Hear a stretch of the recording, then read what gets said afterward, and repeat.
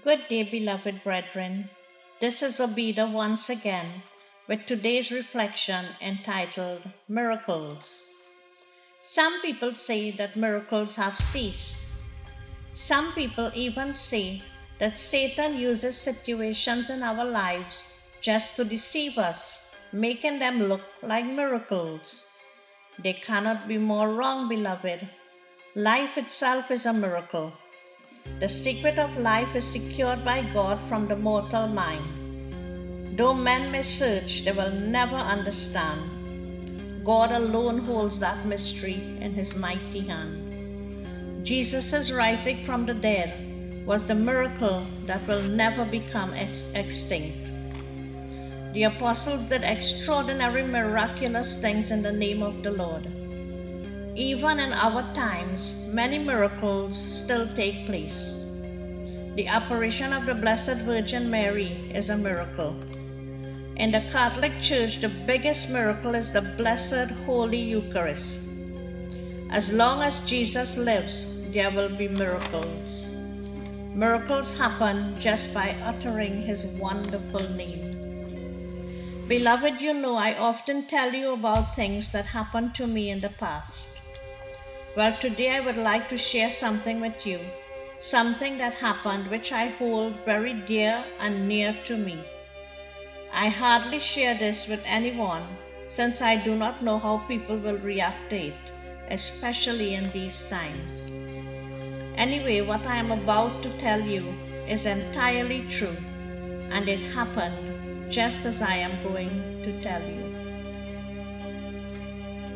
You see, I myself experienced a miracle, something that happened which still makes my paws raise, as we say, whenever I talk about it. Quite a few years ago, I began experiencing frequent hemorrhaging. After a while, I became so weak that I would sometimes faint or black out, as some would say.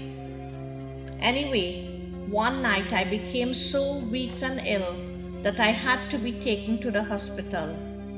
An ultrasound was done, and the 3 doctors that examined me saw what they claimed to be a fibroid in my womb, which, as they put it, was as large as a cricket ball.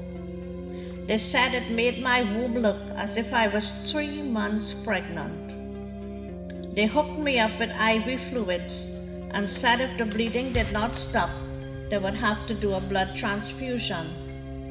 I was in so much pain and discomfort as I laid in the hospital bed.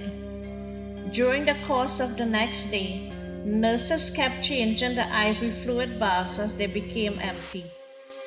I prayed and cried out to the Lord. I said to him that I knew he could heal me. I believed this with all my heart, and so I asked him to come to me. During that night, the bleeding was so terrible that the doctor said they were seriously considering the transfusion. They put a screen around my bed and said no visitors were allowed. I could not sleep because of the pain. It was almost close to midnight when I cried out once again to Jesus. Suddenly, the place seemed to explode in a brightness as I have never experienced before.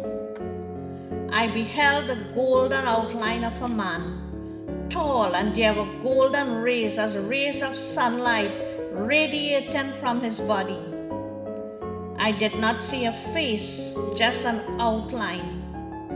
He moved over me from my toes to my head. The bright rays were falling from his hand on my body, and a voice said, "Receive of me, receive of me." Then he was gone. Immediately I felt the blood stop flowing, and I slept deeply after that. The following morning, the nurse checked the IV fluid bag. It was the 9th bag. Half of the fluid was still in it, but the dripping had stopped.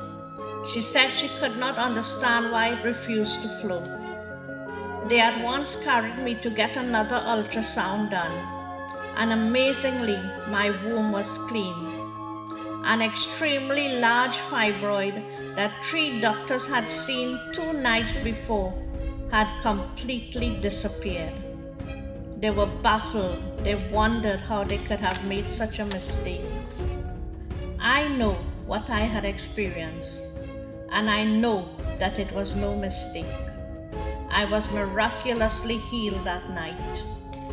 Yes, beloved, we serve an amazing God. I always tell him, he owns my heart. It belongs to him. He is my better half, that I am incomplete without him. Without him, I am undone and nothing. He fills up my senses. He makes me whole. Scriptures say, make God your everything, and he will grant you your heart's desire. My times are in thy hands, O Lord. O Lord, I leave them dear. My hopes, my dreams, my worries, and my fears, I leave entirely in your care. Beloved, just trust him with all your hearts, and lean not on your own understanding. He is God, and he always will be God. He cares for you more than you could ever imagine. All things are possible, beloved, if you only believe. And so may Almighty God bless you today with an incredibly awesome day. Be blessed, beloved. Have a wonderful day.